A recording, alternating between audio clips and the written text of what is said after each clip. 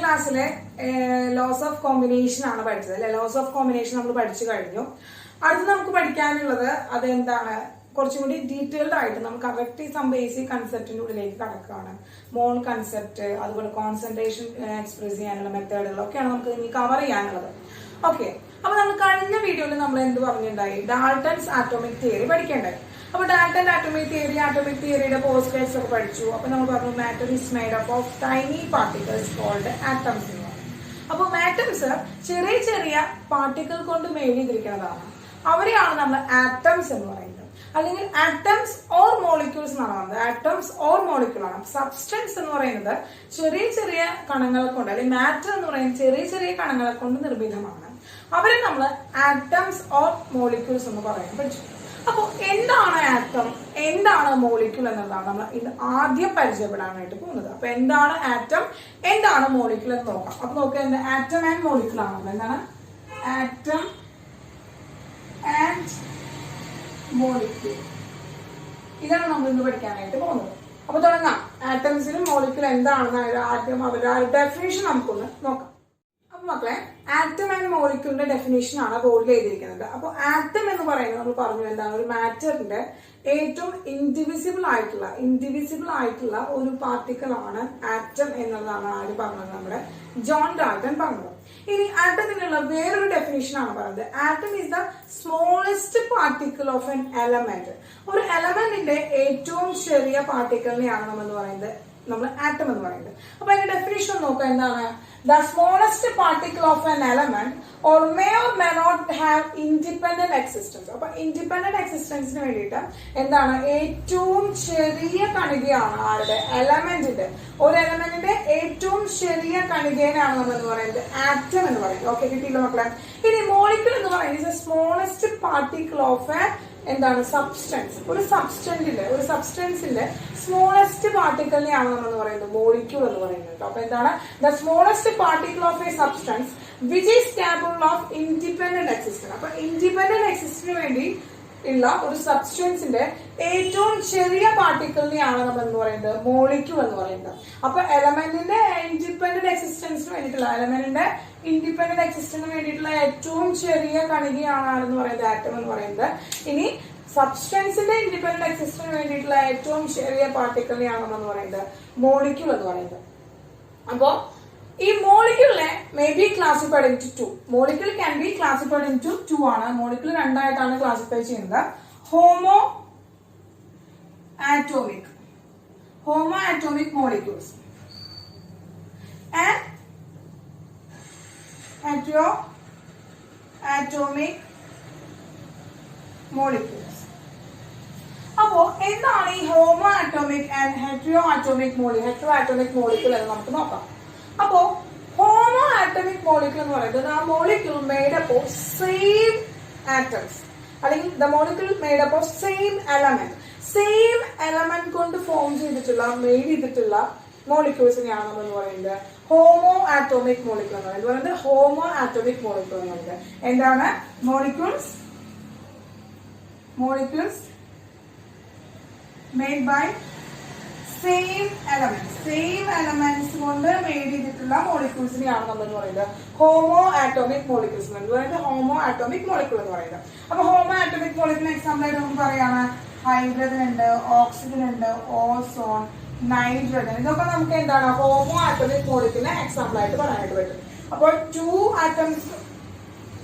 Atoms combine ചെയ്തിട്ടാണ് എന്ത് ചെയ്തേക്കുന്നത്, ഈ ഹൈഡ്രജൻ മോളിക്യൂൾ ഫോം ചെയ്തിട്ടില്ലെങ്കിൽ അത് ഡയാറ്റോമിക് എന്ന് പറയാനായിട്ട് വരും. 3 ആറ്റംസ് ആണ് വന്നിരിക്കുന്നതെങ്കിൽ ട്രയാറ്റോമിക് എന്ന് പറയാനായിട്ട് വരും. അപ്പൊ നമ്മളത് ഓൾറെഡി ചെറിയ ക്ലാസ്സിലൊക്കെ പഠിച്ചിട്ടുള്ളതാണ്. അപ്പോൾ ഇവിടെ എന്താണ് ഹോമോ ആറ്റോമിക് മോളിക്യൂൾ എന്ന് പറയുന്നത് എന്താണ്, the molecule made up of same kind of elements കൊണ്ട് മെയ്ഡ് ചെയ്തിട്ടുള്ള എന്താണ് മോളിക്യൂൾസിനെയാണ് നമ്മൾ എന്ന് പറയുന്നത് ഹോമോ ആറ്റോമിക് മോളിക്യൂൾസ് എന്ന് പറയുന്നത്. അപ്പൊ ഹെറ്ററോ ആറ്റോമിക് മോളിക്യൂൾ എന്ന് പറഞ്ഞാൽ എന്തായിരിക്കും, hetero atomic molecules made up of എന്താണ്, made up of different element with a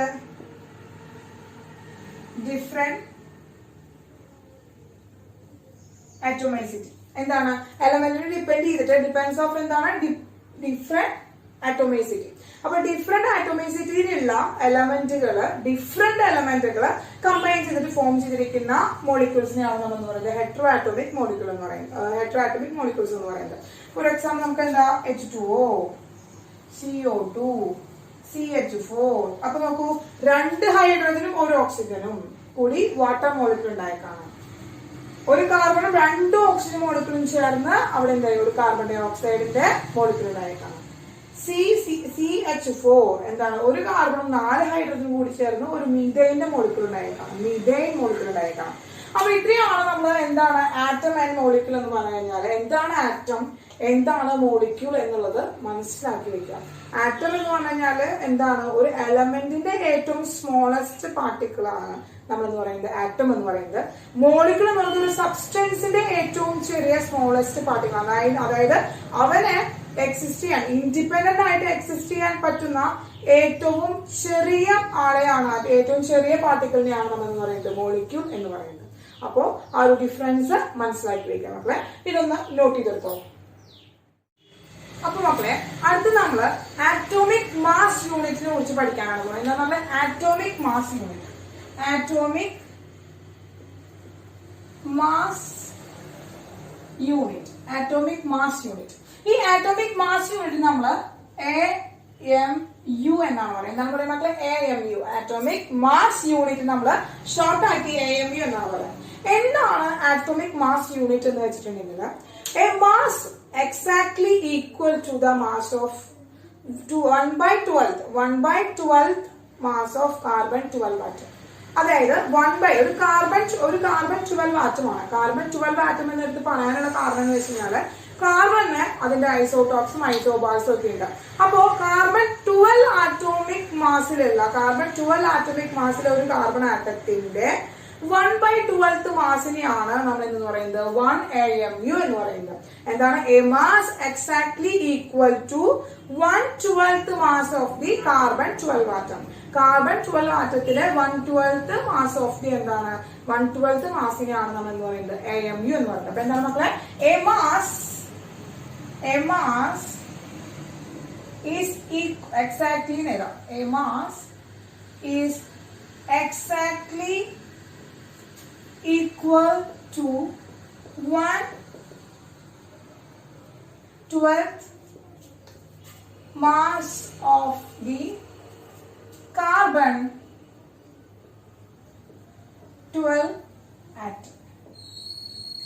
അപ്പോ കാർബൺ 12 ആറ്റത്തിന്റെ 1/12 1/12 എന്ന് വെച്ചാൽ എന്താ 1/12 ഭാഗം അല്ലെ. അതിനെ ഒരു കാർബണിനെ എന്താണ് പകുതി 12 കഷ്ണങ്ങളായിട്ട് മുറിച്ചിട്ടുള്ളതിനെയാണ് നമ്മൾ എന്താ പറയാ 1/12 മാസ് ഓഫ് ദി എന്ന് പറയുന്നത് കാർബൺ 12 എന്ന് പറയുന്നത് 12 ആറ്റം എന്ന് പറയുന്നത്. ഓക്കെ, ഒരു കാർബൺ ആറ്റത്തിനെ 12 കഷ്ണങ്ങളായിട്ട് ഈക്വൽ 12 പാർട്ടായിട്ട് നമ്മൾ എന്ത് ചെയ്യാണ് മുറിച്ചെടുത്തിട്ടുള്ള ഒരു പോർഷനെയാണ് നമ്മൾ എന്ന് പറയുന്നത് നമ്മൾ AMU എന്ന് പറയുന്നത്. ഓക്കെ, അപ്പൊ എത്രയാണ് 1 AMU? അപ്പൊ അങ്ങനെയാണെങ്കിൽ 1 AMU is equal to 1.6606 into 10⁻⁻24 gram ആണ്. എത്രയാണ് മക്കളെ? 1 AMU എന്ന് വെച്ച് കഴിഞ്ഞാല് 1.66056 into 10⁻⁻24 gram ആണ്. അപ്പൊ ഈ AMUന്റെ വാല്യൂ പഠിച്ചു വെക്കണം. AMU ഇമ്പോർട്ടന്റ് ആണ്. കാരണം വെച്ചാൽ AMU ചോദിക്കാറുണ്ട്, 1 മാർക്ക് ക്വസ്റ്റ്യൻസ് ആയിട്ട് വരാറുണ്ട് എന്താണ് AMU എന്ന്. പക്ഷെ നവഡേയ്സ് ഇപ്പോ ഈ AMU എന്ന് പറയുന്ന ബോർഡിനെ AMU എന്ന് പറയുന്ന യൂണിറ്റിനെ നമ്മൾ റീപ്ലേസ് ചെയ്ത് കളഞ്ഞിട്ട് ഇപ്പോ U എന്നാണ് നമ്മൾ പറയുന്നത്. AMU replaced by U. അപ്പൊ എന്താ നൗ ഇപ്പോഴാണ് AMU റീപ്ലേസ്ഡ് ബൈ U. അപ്പൊ എന്താണ് U? അപ്പൊ U എന്ന് ഡിനോട്ട് ചെയ്യുന്നത് എന്താണ്? U എന്ന് പറയുന്നത് യൂണിഫൈഡ് മാസ് ആണ്. അപ്പൊ AMUനെ എന്തായിട്ടാണ് ഇപ്പൊ പറയുന്നത്?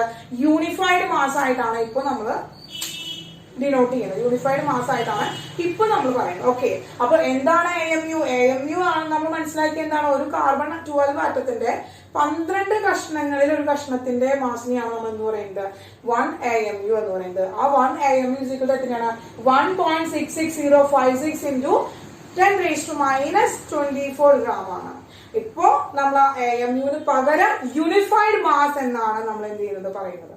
ഓക്കെ, റെപ്രസെന്റ് ചെയ്യുന്നത് യൂണിഫൈഡ് മാസ് എന്നാണ് നമ്മൾ യൂണിറ്റ് എഴുതുമ്പോൾ യു എന്നാണ് ഡിനോട്ട് ചെയ്യുക. ഓക്കെ, നോട്ട് ചെയ്തെടുത്തോളാം മക്കളെ. 1 മാർക്ക് ക്വസ്റ്റ്യൻ ഒക്കെ ആയിട്ട് വരുന്നതാണ് നമ്മുടെ ബോർഡ് എക്സാമിനൊക്കെ. അപ്പൊ നോട്ട് ചെയ്തെടുക്കോട്ടോ. അപ്പൊ നമ്മൾ എന്തിനാണ് ഈ AMU പഠിച്ചത്, അല്ലെങ്കിൽ യൂണിഫൈഡ് മാസ് നമ്മൾ എന്തിനാണ് പഠിച്ചതെന്ന് വെച്ച് കഴിഞ്ഞാല്, അതായത് ഈ യൂണിഫൈഡ് മാസ് അല്ലെങ്കിൽ AMU എന്ന അറ്റോമിക് മാസ് യൂണിറ്റ് എന്ന് പറയുന്നത് ഒരു ആറ്റത്തിന്റെ മാസിന്റെ യൂണിറ്റ് ആണ്. ഒരു ആറ്റത്തിന്റെ മാസിന്റെ യൂണിറ്റ് ആണ് നമ്മൾ എന്താ പറയുക AMU അഥവാ യൂണിഫൈഡ് മാസ് എന്ന് പറയുന്നത്. അപ്പൊ ആറ്റത്തിന് ഒരു മാസ് ഉണ്ടെന്ന് മനസ്സിലായി. ആറ്റത്തിന് ഒരു മാസ് നമുക്കറിയാം മാറ്റർ ആണോ. മാറ്റർ എന്ന് പറയുന്നത് ഹാസ് എ മാസ്, ഒരു ഡെഫിനറ്റ് മാസ് ഉണ്ടായിരിക്കും. നമ്മൾ ഓൾറെഡി പഠിച്ചതാണ്. അപ്പൊ ആ മാറ്ററിന്റെ ഒരു ചെറിയ പോർഷൻ ആയിട്ടുള്ള ആറ്റത്തിന് എന്തുണ്ടായിരിക്കും, ഒരു മാസ് ഉണ്ടായിരിക്കും. അതാണ് എന്തെന്ന് പറയുന്നത് ആറ്റോമിക് മാസ് എന്ന് പറയുന്നത്. അപ്പൊ നമ്മൾ അടുത്തത് പഠിക്കാനായിട്ട് പോകുന്നത് എന്താണ്, ആറ്റോമിക് മാസാണ്. ആറ്റോമിക് മാസാണ്. അപ്പോ ആറ്റോമിക് മാസ് എന്ന് പറഞ്ഞു കഴിഞ്ഞാൽ സിമ്പിൾ ആയിട്ട് പറയുകയാണെങ്കിൽ ഒരു ആറ്റത്തിന്റെ മാസാണ്. ഒരു ആറ്റത്തിന്റെ മാസാണ്. അതായത് ഒരു എലമെന്റിന്റെ ഒരു ആറ്റത്തിന്റെ മാസിനാണ് നമ്മൾ എന്ന് പറയുന്നത് ആറ്റോമിക് മാസ് എന്ന് പറയുന്നത്. അപ്പൊ കമ്പയർ ചെയ്യാണ്, നമ്മൾ ഒരാളുമായിട്ട് കമ്പയർ ചെയ്തിട്ടാണ് നമ്മൾ എപ്പോഴും ആറ്റോമിക് മാസ് പറയാം. കമ്പയർ ചെയ്ത് പറയുന്ന ആൾ ആരാണ്, കാർബൺ 12 ആറ്റമാണ്. അതായത് കാർബൺ 12 ആറ്റത്തിന്റെ മാസ്, കാർബൺ 12 ആറ്റത്തിന്റെ എന്താണ് നമ്മൾ അവന്റെ മാസിനെയാണ് നമ്മൾ കമ്പയർ ചെയ്ത് പറയുന്നത്. ആയതിനെ atomic mass of every atom, എല്ലാ എലമെന്റിലെ ആറ്റത്തിനെയും നമ്മൾ ആരെ കമ്പയർ ചെയ്തിട്ടാണ് പറയുന്നത്, കാർബണെ കമ്പയർ ചെയ്തിട്ടാണ് പറയുന്നത്. അപ്പൊ നമ്മൾ പറയാണ് ആറ്റോമിക് മാസിന്റെ ഒരു ഡെഫിനിഷൻ പറയുകയാണെങ്കിൽ എന്താ, എ മാസ് എന്താണ്, the average relative mass of an atom of an element related to or compared to the mass of carbon 12 atom taken as 12. Carbon 12 ആറ്റത്തിന്റെ വെയിറ്റ് 12 ആക്കി എടുത്തിട്ട് നമ്മൾ കാൽക്കുലേറ്റ് ചെയ്യുകയാണെങ്കിൽ അതാണ് നമ്മൾ എന്ന് പറയുന്നത് ആറ്റോമിക് മാസ് യൂണിറ്റ്. അവനും അതുപോലെ തന്നെ ഒരു എലമെന്റിന്റെ ആറ്റത്തിന്റെ മാസും കൂടി നമ്മൾ ആവറേജ് റിലേറ്റീവ് മാസ് കണ്ടു കഴിഞ്ഞാൽ അതാണ് atomic mass of an element എന്ന് പറയുന്നത്. അപ്പൊ എന്താണ് മക്കളെ, A mass, average relative mass of an atom of an element compared to the mass of carbon 12 atom taken as 12. അപ്പൊ നമ്മൾ atomic mass which is equal to mass of an atom, ഒരു ആറ്റത്തിന്റെ mass divided by 1/12 mass of carbon 12 atom.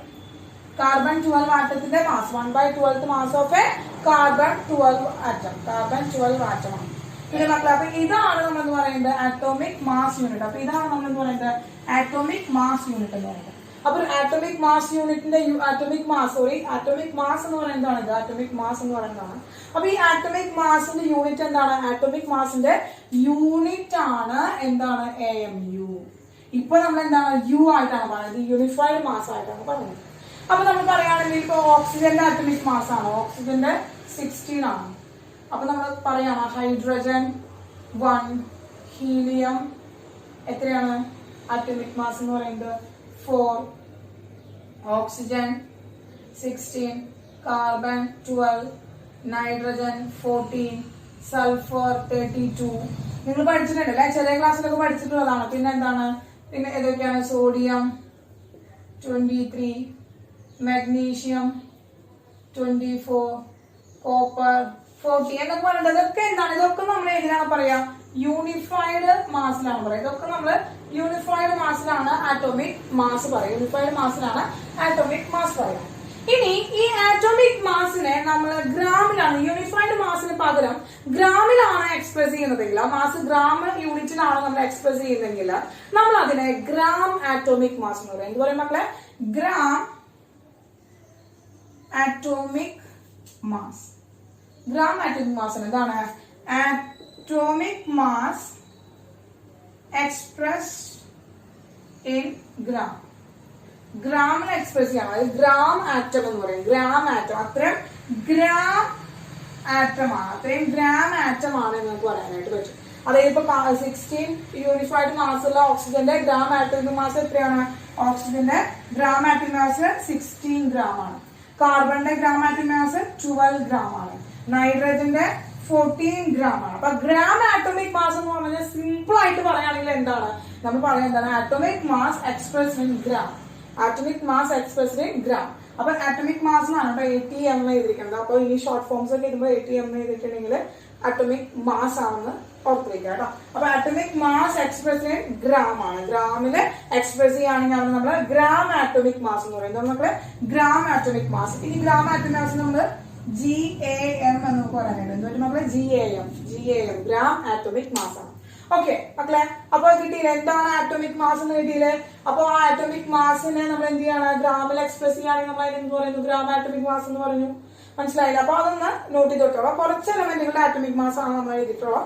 അതിന് not ചെയ്ത് വെക്കുക. ബാക്കി നമുക്ക് periodic table ഒക്കെ നോക്കിയിട്ട് നമുക്ക് എന്ത് ചെയ്യാം? നമുക്ക് എക്സ്ട്രാ നിങ്ങളൊരു എന്താണ് 20 പേരുള്ള എലമെന്റുകൾ 20 എലമെന്റുകൾ നിങ്ങൾ ഓൾറെഡി പഠിച്ചു കഴിഞ്ഞിട്ടുണ്ടാവും. അല്ലെങ്കിൽ 30 എലമെന്റുകളൊക്കെ നിങ്ങൾ ഓൾറെഡി പഠിച്ചു കഴിഞ്ഞിട്ടുള്ളവരാവും ഇപ്പൊ ചെറിയ ക്ലാസ്സുകളിലൊക്കെ.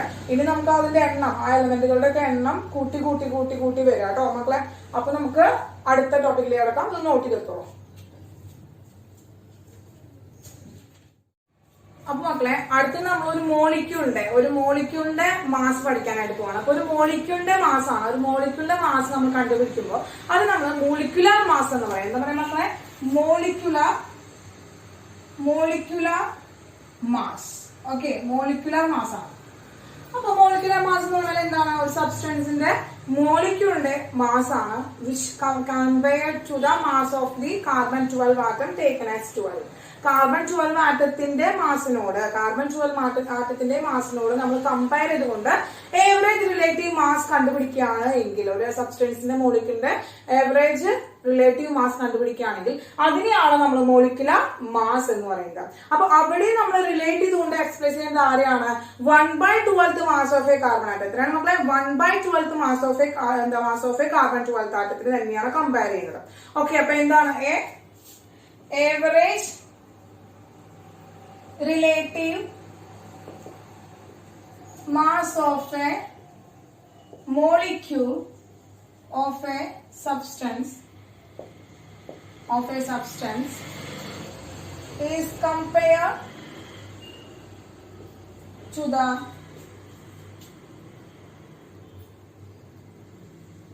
mass of carbon 12 atom taken as 12.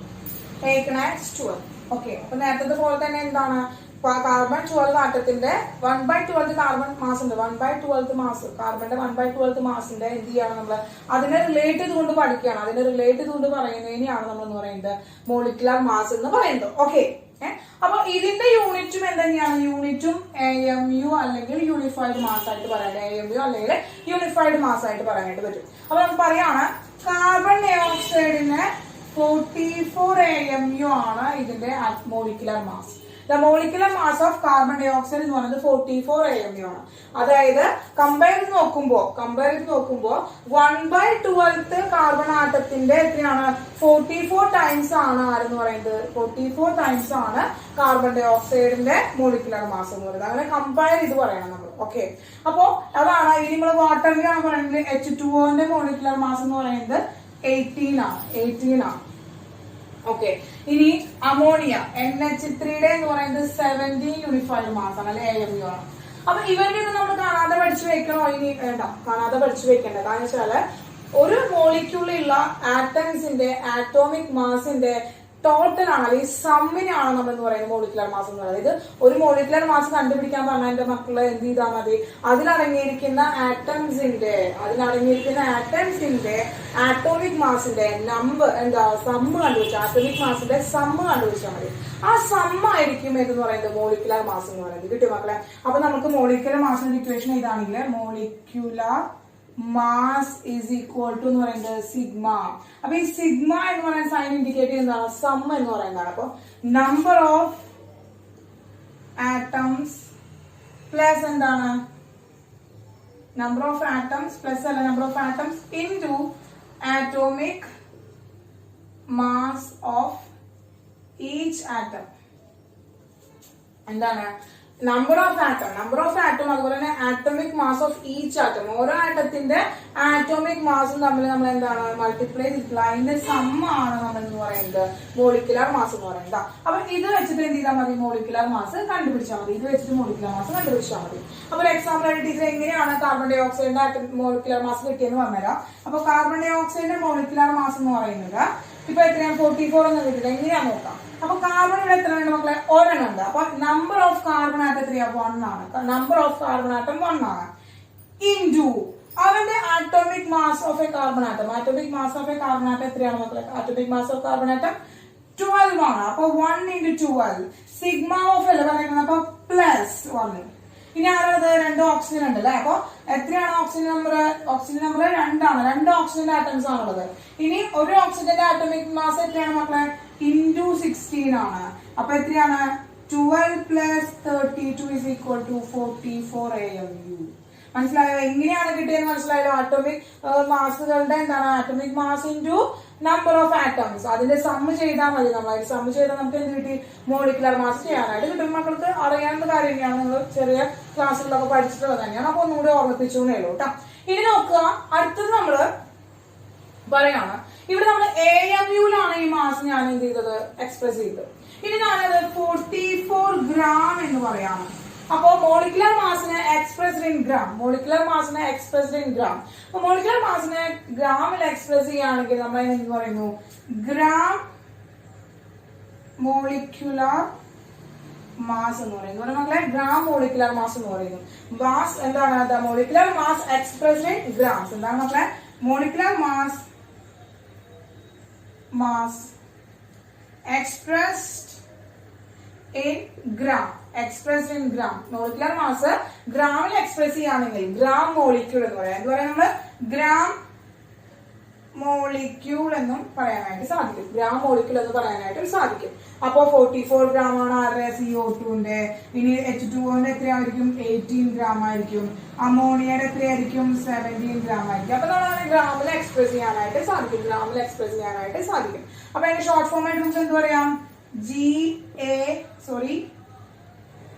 GMM എന്ന് പറയാം, gram molecular mass. GMM gram molecular mass എന്താണ് നമ്മളെ, GMM. ഓക്കെ മക്കളെ കിട്ടിയില്ല. അപ്പൊ ആറ്റോമിക് മാസ് എന്താണെന്ന് കിട്ടി, മോളിക്കുലർ മാസ് എന്താണെന്ന് കിട്ടി, നോട്ട് ചെയ്തോളാം. അടുത്ത് നമുക്ക് ഫോർമുല മാസ് എന്ന് പറഞ്ഞിട്ടുള്ള ഒരു കൺസെപ്റ്റും കൂടി ഉണ്ട്, ഫോർമുല മാസ്. പിന്നെ എംപിരിക്കൽ ഫോർമുല, അതുപോലെ തന്നെ മോളിക്കുലർ ഫോർമുല കണ്ടുപിടിക്കുന്നത് എങ്ങനെയാണ്, അതൊക്കെ നമ്മൾ എടുത്ത് ചെയ്യാനായിട്ട് പോകും. അപ്പൊ അടുത്ത് നമ്മൾ ഫോർമുല മാസ് ആണ് പഠിക്കാനായിട്ട് പോകുന്നത്. അപ്പൊ ഇതൊന്ന് നോട്ട് ചെയ്തെടുത്തോളാം മക്കളെ. അടുത്തത് നമ്മൾ എന്താണ്, ഫോർമുല മാസ് ആണ് പഠിക്കാനായിട്ട്. എന്താണ് മക്കളെ, ഫോർമുല മാസ്. ഓക്കെ, അപ്പൊ ഫോർമുല മാസ് എന്ന് പറയുന്നത് is equal to molecular mass തന്നെയാണ്. അത് മോളിക്കുലർ മാസ് തന്നെയാണ് ആക്ച്വലി ഫോർമുല മാസ് എന്ന് പറയുന്നത്. പക്ഷെ ഒരു ചെറിയ ഡിഫറൻസ് എന്താണെന്ന് ടീച്ചർ പറഞ്ഞത്. ഇപ്പൊ ഫോർമുല മാസ് വെച്ചാല് sum of the atomic masses of the elements present in one formula unit of compound. ഒരു ഫോർമുല യൂണിറ്റ്, ഒരു യൂണിറ്റ് ഫോർമുല അല്ലെങ്കിൽ ഒരു യൂണിറ്റ് കോമ്പൗണ്ടിന്റെ എന്താണ് അതിലടങ്ങിയിരിക്കുന്ന എലമെന്റുകളുടെ ആറ്റോമിക് മാസിന്റെ സമ്മിനെയാണ് നമ്മൾ എന്ന് പറയുന്നത് ഫോർമുല മാസ് എന്ന് പറയുന്നത്. അപ്പൊ നോക്കുകയാണെങ്കിൽ കണ്ടുപിടിക്കാനായിട്ട് ഫോർമുല മാസ് FM ഇതാണ്. ഫോർമുല മാസ് കണ്ടുപിടിക്കാനുള്ള ഇക്വേഷൻ എന്താണെന്ന് വെച്ചിട്ടുണ്ടെങ്കിൽ സം ഓഫ് സിഗ്മ ഓഫ് എന്താണ് നമ്പർ ഓഫ്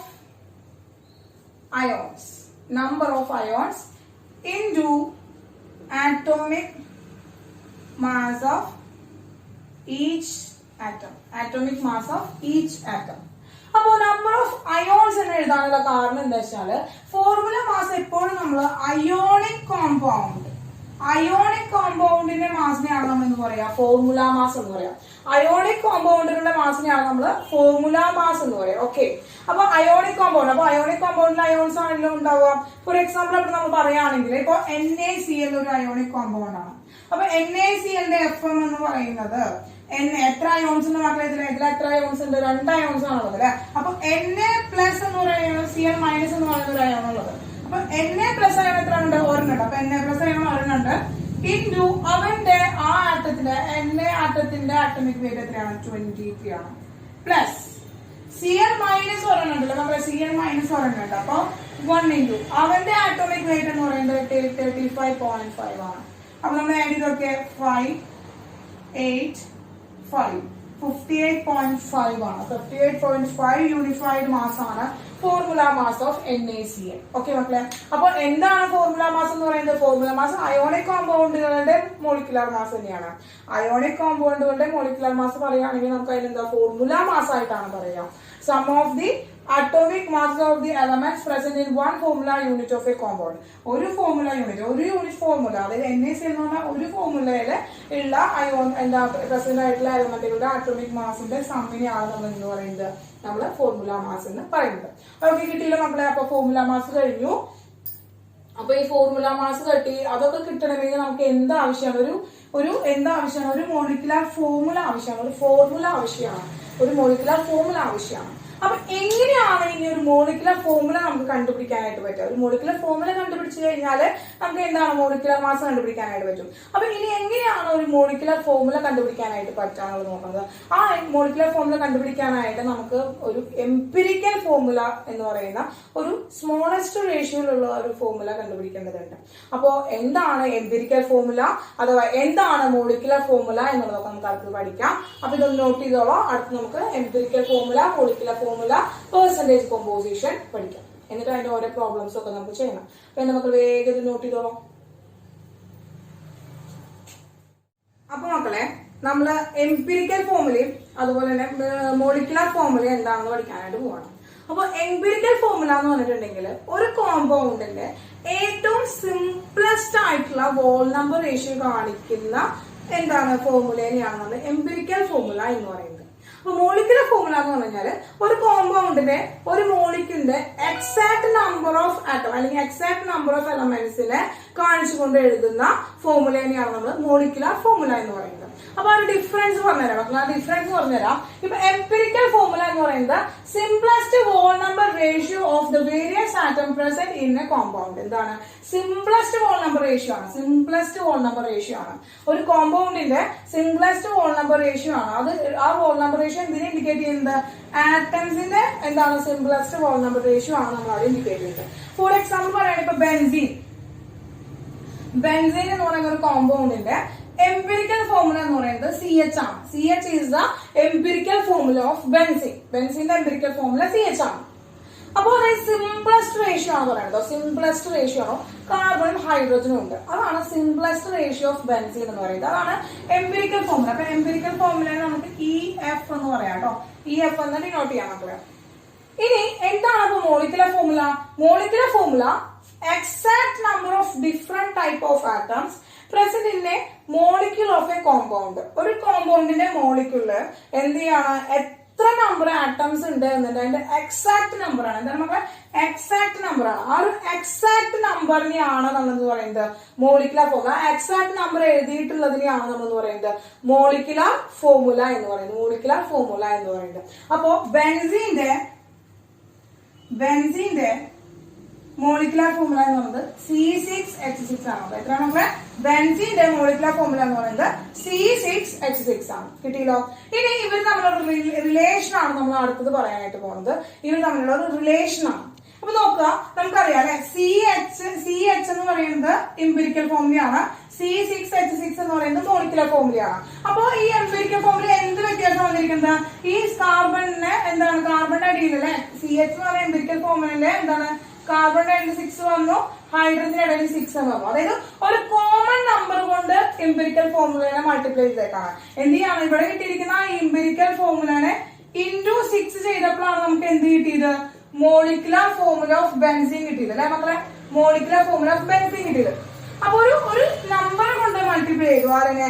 എംപിരിക്കൽ ഫോർമുലനെ ഒരു നമ്പർ കൊണ്ട് മൾട്ടിപ്ലൈ ചെയ്തപ്പോൾ നമുക്ക് എന്ത് കിട്ടി? മോളിക്കുലർ ഫോർമുല കിട്ടി. അത് തന്നെയാണ് റിലേഷൻഷിപ്പ് ഓഫ് എന്താണ് molecular formula and empirical formula എന്ന് പറയുന്നത്. Relationship between empirical formula and molecular formula എന്ന് പറയുന്നത് എന്താണ്? Molecular formula is equal to N into empirical formula. Molecular formula കിട്ടണമെങ്കിൽ എന്താണ്? ഒരു നമ്പർ കൊണ്ട് ഏതെങ്കിലും ഒരു നമ്പർ കൊണ്ട് മൾട്ടിപ്ലൈ ചെയ്താൽ മതി. അങ്ങനെ ഏതെങ്കിലും ഒരു നമ്പർ അല്ല, ഈ എന്നിനെ ഒരു പ്രത്യേകതയുണ്ട്. ഈ എന്നിന്റെ ഒരു പ്രത്യേകത എന്ന് വെച്ചാല് n കണ്ടുപിടിക്കണമെങ്കിൽ n is equal to molecular mass divided by empirical formula mass ചെയ്യണം. അപ്പോ മോളിക്കുലർ മാസ് നമുക്ക് കണ്ടിട്ടുണ്ടായിരിക്കും. എംപിരിക്കൽ ഫോർമുല നമുക്ക് അറിയാമെങ്കിൽ എംപിരിക്കൽ ഫോർമുല മാസ് കണ്ടുപിടിക്കണം. ആ എംപിരിക്കൽ ഫോർമുല മാസ് എന്ത് ചെയ്യണം? മോളിക്കുലർ ഫോർമുല മാസും അതുപോലെ എംപിരിക്കൽ ഫോർമുല മാസും തമ്മിലുള്ള റേഷ്യോ ആണ് എന്ന് പറയുന്നത് n എന്ന് കിട്ടുക.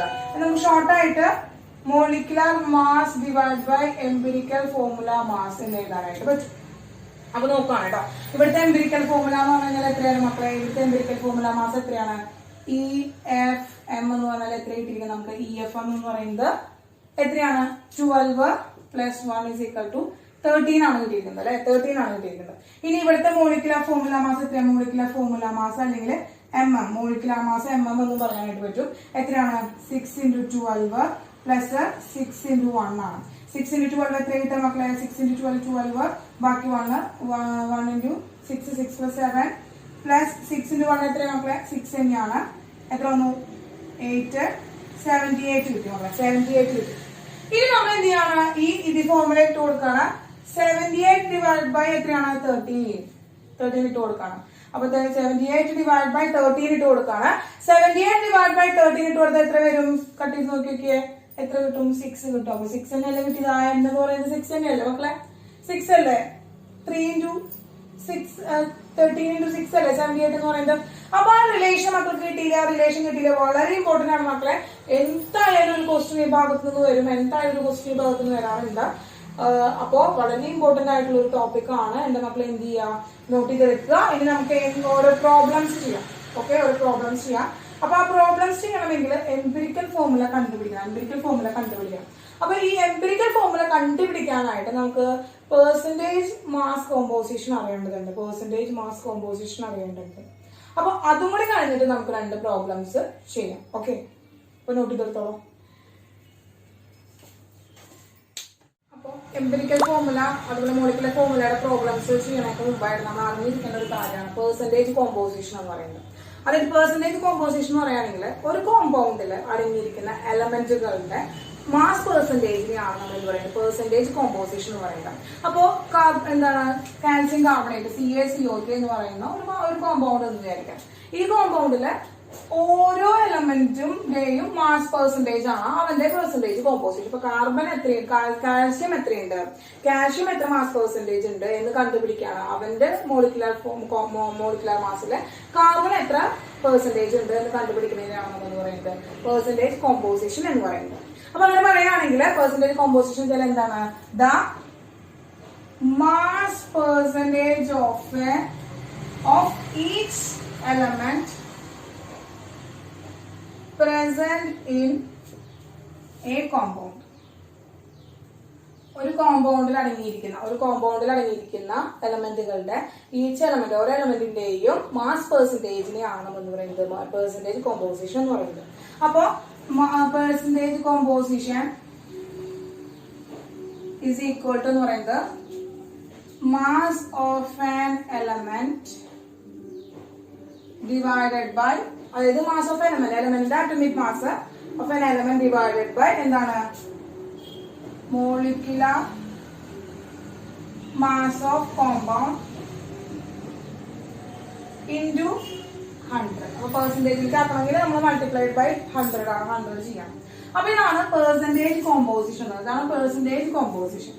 അപ്പോ നമുക്ക് ഈ പെർസെന്റേജ് കോമ്പോസിഷൻസ് ആണെങ്കിൽ മാസ് പെർസെന്റേജുകളാണ് നമുക്ക് എവിടെ തരിക? നമുക്ക് എംപിരിക്കൽ ഫോർമുല കണ്ടുപിടിക്കാനും മോളിക്കുലർ ഫോർമുല കണ്ടുപിടിക്കാനൊക്കെ ആയിട്ട് ഈ മാസ് പെർസെന്റേജുകൾ തരാം.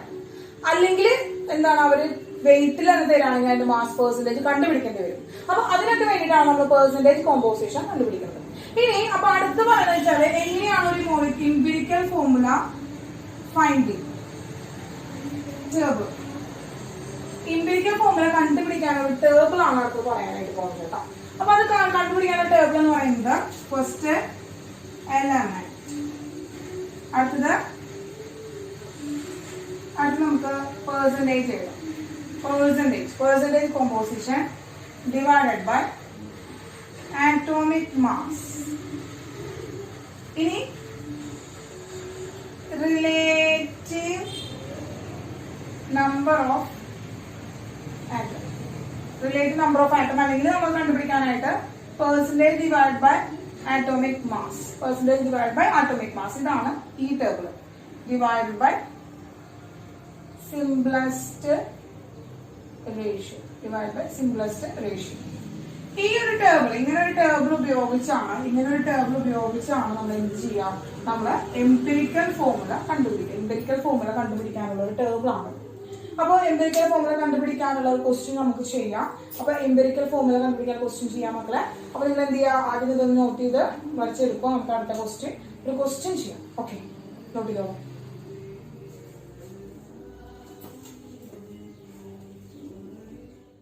അപ്പൊ മക്കളെ, സിമ്പിൾ ആയിട്ട് ഒരു എംപിരിക്കൽ ഫോർമുല കണ്ടുപിടിക്കാനുള്ള ഒരു ക്വസ്റ്റ്യൻ ആണ് പറഞ്ഞിരിക്കുന്നത് കേട്ടോ. Determine the empirical formula of N oxide of ion which has 69.9% iron and 30.1% dioxygen by mass. Okay. അപ്പൊ ഇത്രയാണ് നമുക്ക് തന്നിരിക്കുന്നത്. അപ്പൊ നമുക്ക് വേണമെങ്കിൽ സ്റ്റെപ്പ് ഒക്കെ ആയിട്ട് നമുക്ക് ചെയ്യാം. നമ്മുടെ ടെക്സ്റ്റ് ബുക്കിൽ സ്റ്റെപ്പ് ഒക്കെ ആയിട്ടാണ്, NCERT ടെക്സ്റ്റ് ബുക്കിൽ സ്റ്റെപ്പ് ഒക്കെ ആയിട്ടാണ് ചെയ്തിരിക്കുന്നത്. വേർഡ് പ്രോബ്ലം പോലെയാണ് ചെയ്തിരിക്കുന്നത്. പക്ഷെ വേണ്ട, നമുക്ക് അങ്ങനെ അത്രയും ടൈമിന്റെ ആവശ്യമില്ല. നമുക്ക് എന്ത് ചെയ്യാം, നമുക്കൊരു ടേബിൾ വരച്ചു കഴിഞ്ഞാൽ ഒറ്റയടിക്ക് വേഗം ചെയ്യാനായിട്ട് വരും.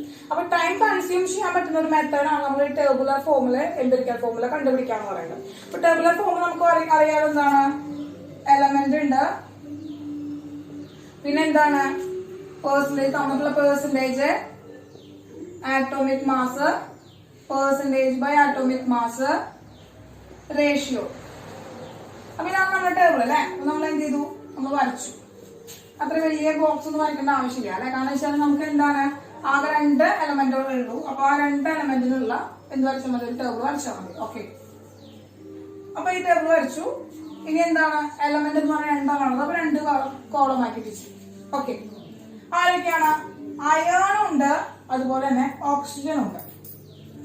അയണിന്റെ പെർസെന്റേജ് 69.9% ആണ് അയൺ. അതുപോലെ എന്താണ്, നമുക്ക് ഓക്സിജൻ എന്ന് പറയുന്നത് 30.1% ആണ്. ഓക്കെ, ഇനി ആറ്റോമിക് വെയിറ്റ് ഓഫ് അയൺ എന്ന് പറയുന്നത് 55.85 ആണ്.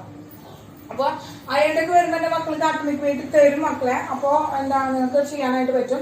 പിന്നെ കോമൺ ആയിട്ടുള്ള എലമെന്റുകളൊക്കെ ആയിരിക്കും നിങ്ങൾക്ക് കണ്ടുപിടിക്കാൻ. കാർബൺ, ഹൈഡ്രജൻ, ഓക്സിജൻ ഒക്കെ വരികയാണെങ്കിൽ നിങ്ങൾക്ക് ആറ്റോമിക് വെയിറ്റ് തരില്ല. അല്ലാതെ നിങ്ങൾക്ക് നിങ്ങൾ പഠിച്ചിട്ടില്ലാത്ത എലമെന്റുകളൊക്കെ വരികയാണെങ്കിൽ നിങ്ങൾക്ക് അവർ തരും, ആ ആറ്റോമിക് വെയിറ്റ് അവർ തരും കേട്ടോ. ഇനി നോക്കുക, അടുത്ത് ഓക്സിജൻ എത്രയാണ്, 16 ആണ്. ഇനി ആ പെർസെന്റേജ് ബൈ മാസ് ചെയ്യണം. അപ്പൊ എത്ര ചെയ്യണം, 55.85 ഡിവൈഡഡ് ബൈ എത്രയാണ്, സോറി 55 അല്ല ചെയ്യേണ്ടത്, നമ്മൾ എന്താണ് ആറ്റോമിക് വെയിറ്റ് അല്ല മുകളിൽ എഴുതേണ്ടത്, ഏതാണ് പെർസെന്റേജ്. അപ്പൊ 69.9 divide by 55.85 which is equal to 1.25 കിട്ടും. ഞാൻ ഈസ് ഈക്വൽ ടു 1.25 കിട്ടും കേട്ടോ. സോൾവ് ചെയ്ത് നോക്കുക. 69.9 ഡിവൈഡ് ബൈ 55.85 സോൾവ് ചെയ്ത് നോക്കുക. എത്ര കിട്ടും, സോൾവ് ചെയ്ത് കഴിഞ്ഞാൽ 1.25 കിട്ടും. അപ്പൊ സോൾവ് ചെയ്ത് നോക്കാം കേട്ടോ. നിങ്ങൾ പോസ് ചെയ്തിട്ട് സോൾവ് ചെയ്ത് നോക്കണം. 1.25 കിട്ടും.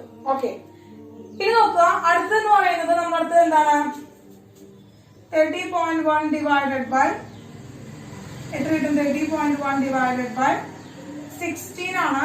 which is equal to, ഒന്ന് പോസ് ചെയ്തിട്ട് കണ്ടുപിടിച്ച് നോക്കിയേ, എത്ര കിട്ടാണ്.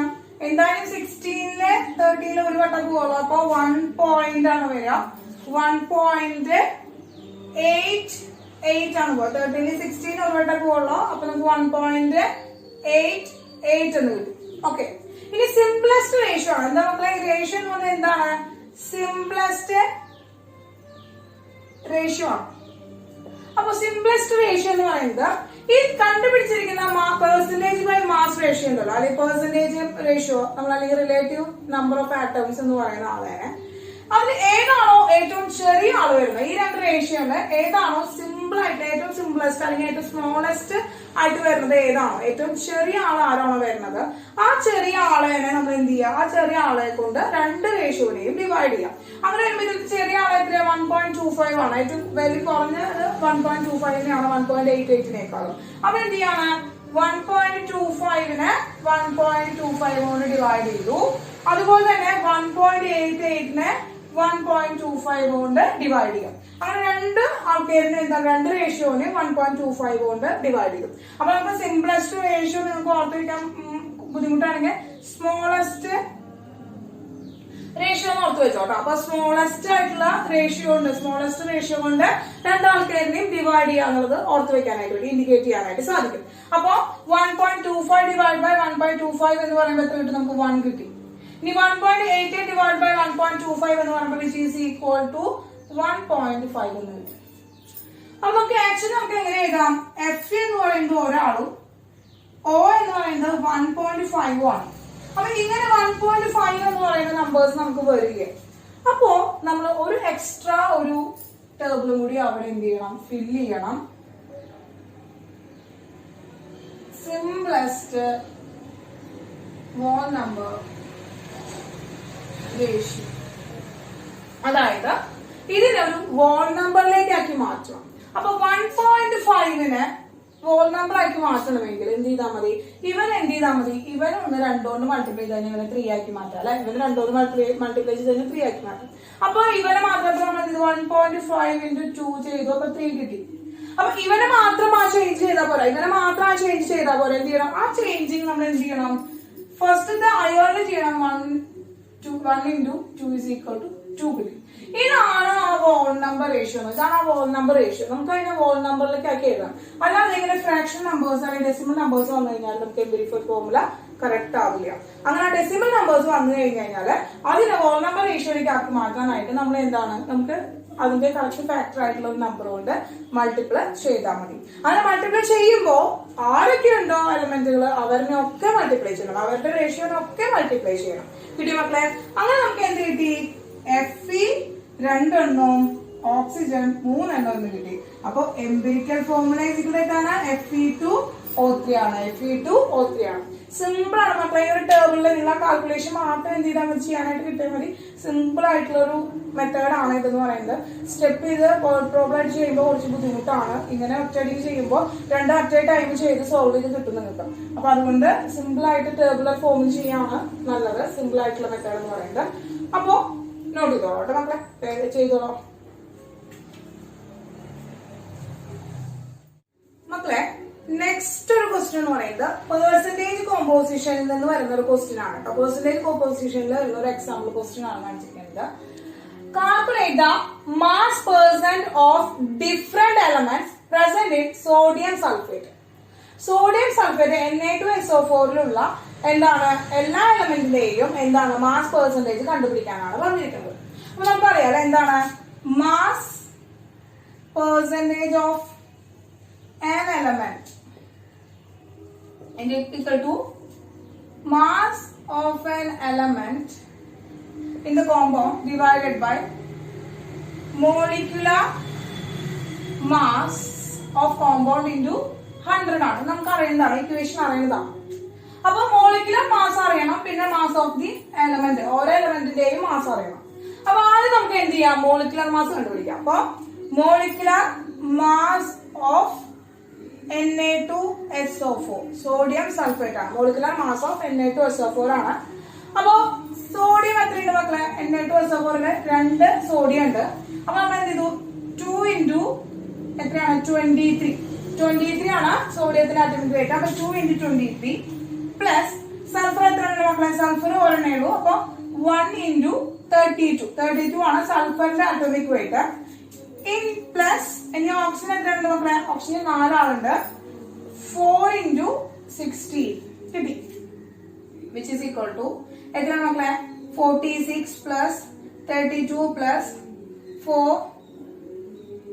64 which is equal to 4142 കിട്ടും. 142 അത്രയും AMU ഗ്രാമോ എത്ര വേണമെങ്കിൽ നമുക്ക് പറയാം. ഗ്രാം ആറ്റോമിക് മാസ് ആണെങ്കിൽ, ഗ്രാം മോളിക്കുലർ മാസ് ആണെങ്കിൽ GMM ഓഫ് Na2SO4 എന്ന് പറയുന്നത് 142 ഗ്രാം എന്ന് പറയാനായിട്ട് പറ്റും. ഗ്രാമിൽ യൂണിറ്റ് ചെയ്താൽ മതി. ഓക്കെ, ഇനി നമുക്ക് എന്താണ് ചെയ്യേണ്ടത്? നമുക്ക് മാസ് പെർസെന്റേജ് ഓഫ് ഓരോ എലമെന്റിന്റെയും കണ്ടുപിടിക്കാം. ഓരോ എലമെന്റിന്റെയും മാസ് പെർസെന്റേജ് കണ്ടുപിടിക്കണം. അപ്പൊ ഓരോ എലമെന്റിന്റെയും മാസ് പെർസെന്റേജ് എന്ന് പറയുമ്പോൾ എലമെന്റിന്റെയും മാസ്, ഓരോ എലമെന്റിന്റെയും മാസ് നമ്മൾ ഇവനെയാണ് എടുക്കുക. ഇതാണ് ഓരോ എലമെന്റിന്റെയും മാസ് ആയിട്ട് നമ്മൾ എടുക്കുക. ഓക്കെ, അപ്പൊ നമ്മൾ എടുക്കുകയാണ് എന്താണ്? Mass percentage of sodium. അതുപോലെ എന്താണ് mass percentage of sulphur, mass percentage of oxygen. ഓരോരുത്തരെയും ആ ഇക്വേഷനിൽ കൂട്ടിയാണ്. സോ മാസ് ഓഫ് സോഡിയത്തിന്റെ എത്രയാണ് മാസ് എന്ന് പറയുന്നത് 46. രണ്ട് സോഡിയം ഉണ്ട്. അപ്പൊ 2 × 23 എഴുതാം. അപ്പൊ എത്രയാണ് നമുക്കത് 46 ആണ്. ഡിവൈഡ് ബൈ 142 × 100 ആണല്ലോ മക്കളെ അതിന്റെ ആൻസർ കണ്ടുപിടിക്കാം. ഇനി അടുത്തത് എന്താണ് സൾഫർ എത്രയാണ് മക്കളെ 32 ആണ്. 32 ഡിവൈഡ് ബൈ 142 × 100 ആണ് കണ്ടുപിടിക്കാം. അടുത്ത എത്രയാണ് മക്കളെ എത്രയാണ് 64 ഡിവൈഡ് ബൈ 142 × 100 കണ്ടുപിടിക്കാം. ഒന്ന് പോസ്റ്റ് ചെയ്തിട്ട് മൂന്നെണ്ണത്തിന്റെ ഒന്ന് ആൻസർ വേഗം ഒന്ന് കണ്ടുപിടിച്ച് മൂന്നെണ്ണത്തിന്റെ ആൻസർ ഒന്ന് വേഗം കണ്ടുപിടിച്ച് എത്രയാണ് കിട്ടാ? കിട്ടിയോ മക്കളെ? കിട്ടിയോ? ഓക്കെ എന്താ വരിക? വിച്ച് ഇസ് ഈക്വൽ ടു എത്ര വരിക? 32.39%. ഇനി 32 ഡിവൈഡ് ബൈ 142 × 100 എന്ന് പറയുന്നത് which is equal to 22.54%. Last one 64 by 142 × 100 which is equal to 45.07%. Okay ചെയ്ത് നോക്കാം, കാൽക്കുലേറ്റ് ചെയ്ത് നോക്കാം. അപ്പോ ഈ ആൻസറും കൂടി ആഡ് ചെയ്ത് നോക്കി കഴിഞ്ഞാല് ഈ പെർസെന്റേജുകൾ ആഡ് ചെയ്ത് നോക്കി കഴിഞ്ഞാല് ഇറ്റ്സ് നിയർലി ഈക്വൽ ടു എത്രയായിരിക്കും? 100 ആയിരിക്കും. നിയർലി ഈക്വൽ ടു 100 ആയിരിക്കും മക്കൾ. അപ്പൊ ഈ പെർസെന്റേജ് കണ്ടുപിടിക്കാനുള്ള ക്വസ്റ്റ്യൻ എന്ന് പറയുന്നത് നമുക്ക് ഒരു ക്വസ്റ്റ്യൻ ആയിട്ടൊന്നും വരില്ല. എങ്ങനെ വെച്ചാൽ ഒറ്റയ്ക്ക് ഇങ്ങനെ പെർസെന്റേജ് കണ്ടുപിടിക്കാനുള്ള ക്വസ്റ്റ്യൻ ഒന്നും സിമ്പിൾ ആയിട്ട് വരില്ല. ഇപ്പൊ എംപിരിക്കൽ ഫോർമുല കണ്ടുപിടിക്കാനായിട്ട് വരുന്ന വാലായിട്ട് എന്ത് വരിക? ഇതിന്റെ പെർസെന്റേജ് കോമ്പോസിഷൻ കണ്ടുപിടിക്കേണ്ടി വരിക. അങ്ങനെ ഓരോ ക്വസ്റ്റ്യൻസിന്റെ വാലൊക്കെ ആയിട്ടായിരിക്കും ഈ പെർസെന്റേജ് കോമ്പോസിഷൻ കണ്ടുപിടിക്കാനായിട്ട് വരിക മക്കൾ. അപ്പൊ ഇമ്പോർട്ടന്റ് ആണ്, ക്വസ്റ്റ്യൻ ചെയ്ത് നോക്കുക. നമുക്ക് അടുത്ത ക്വസ്റ്റ്യനിലേക്ക് പോവാം മക്കളെ. അത് 1 മാർക്ക് ക്വസ്റ്റ്യൻ ഒക്കെ ആയിട്ട് പറയുന്ന ഒരു ക്വസ്റ്റ്യൻ ആണ്, വരാവുന്ന ഒരു ക്വസ്റ്റ്യൻ ആണ് പറയുന്നത്. നോക്കുക, empirical formula find the empirical formula of butane and acetic acid.